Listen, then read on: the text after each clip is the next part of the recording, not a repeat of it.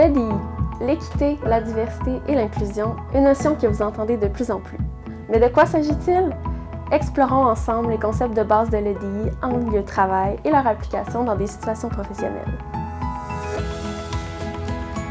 L'EDI désigne un ensemble de politiques, de stratégies et de pratiques qui visent à créer et maintenir des milieux de travail sains, ouverts et exempts de toute pratique discriminatoire, où chaque individu se sent reconnu et respecté dans son identité. Commençons avec ces trois concepts interdépendants.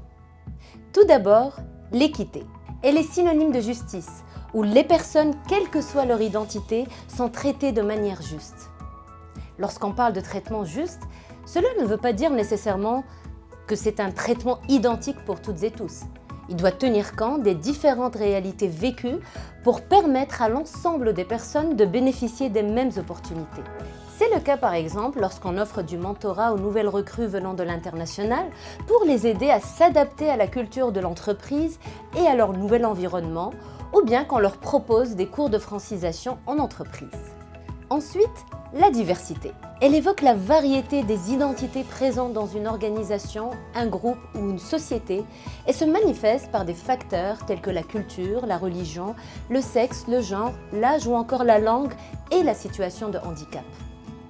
Lorsqu'on parle de groupes sous-représentés, on fait référence à la notion collective qui est au cœur de l'EDI. Elle réfère aux difficultés rencontrées collectivement par un groupe et aux obstacles persistants dans leur vie quotidienne, y compris dans le domaine de l'emploi.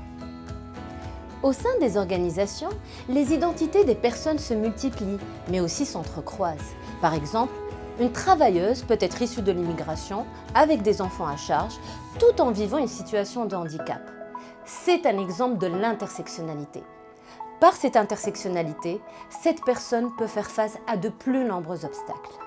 Ainsi, la valorisation de la diversité doit s'accompagner de pratiques inclusives sans quoi le plein potentiel d'une équipe diversifiée ne pourra pas s'exprimer pleinement. Justement, l'inclusion fait référence à l'action de mettre en place un environnement respectueux de cette diversité. Un environnement qui intègre pleinement l'ensemble des membres de l'organisation, qui les accompagne et leur offre des mesures de soutien pour favoriser leur bien-être et leur accomplissement. Pour pouvoir mettre en place cet environnement respectueux de la diversité, il est important de faire attention à certains comportements qui peuvent mener à des situations de microagression, de discrimination et de tokenisme.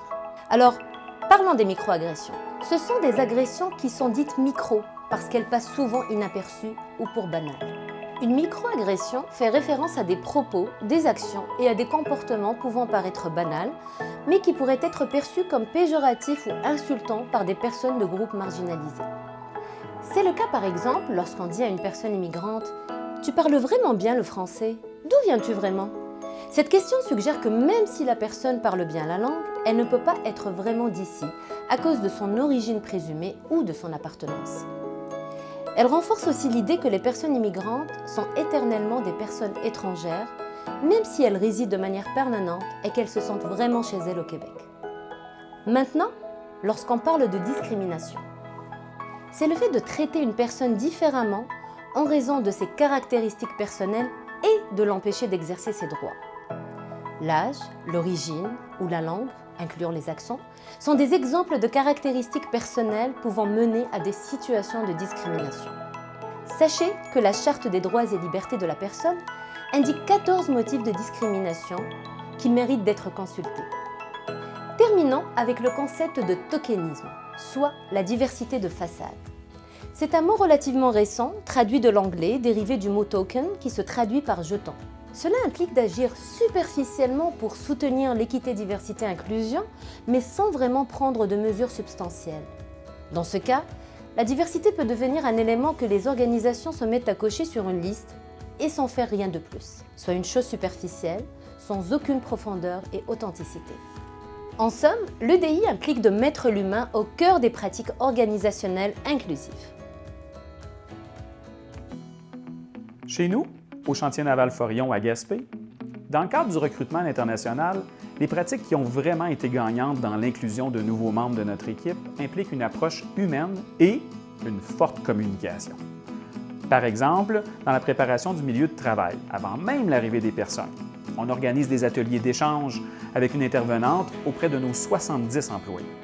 On crée l'espace pour discuter des différences culturelles, des relations interpersonnelles, de la nourriture, on parle de tout. On profite aussi de l'occasion pour présenter des petites vidéos où les futurs membres de l'équipe se présentent de façon bien générale. C'est un superbe moment bien riche. En ce qui concerne le soutien apporté aux personnes recrutées, on reste conscient qu'il s'agit carrément d'un projet de vie. C'est pourquoi on favorise les projets d'immigration familiale. On prend le temps d'avoir de nombreuses rencontres afin de les guider dans leur vie quotidienne. Et ça se passe même avant leur arrivée, par vidéoconférence. Ne pas oublier qu'on est vraiment leur premier port d'attache.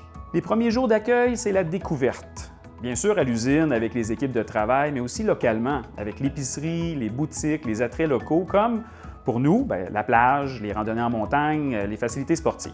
Très important de bien les référer aux ressources externes qui accompagnent les personnes qui viennent d'arriver.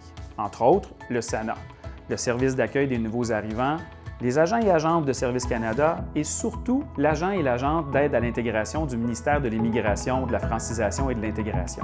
Ce sont de superbes ressources locales où référer nos nouvelles personnes recrutées et qui sont bien complémentaires et d'un grand support. Après coup, vous l'avez certainement deviné, on poursuit avec des rencontres de suivi pour assurer une communication constante. On tente de créer un vrai lien de confiance entre tout le monde. Comme vous l'aurez compris, notamment à travers ce témoignage, l'équité, diversité et inclusion ne sont pas simplement des concepts à cocher sur une liste. En mettant l'accent sur la dimension humaine, nous reconnaissons que chaque individu apporte une valeur unique et inestimable à l'organisation, enrichie par ses propres expériences et perspectives. Nous créons ainsi des environnements où chaque personne peut s'épanouir, contribuer et se sentir véritablement reconnue et valorisée.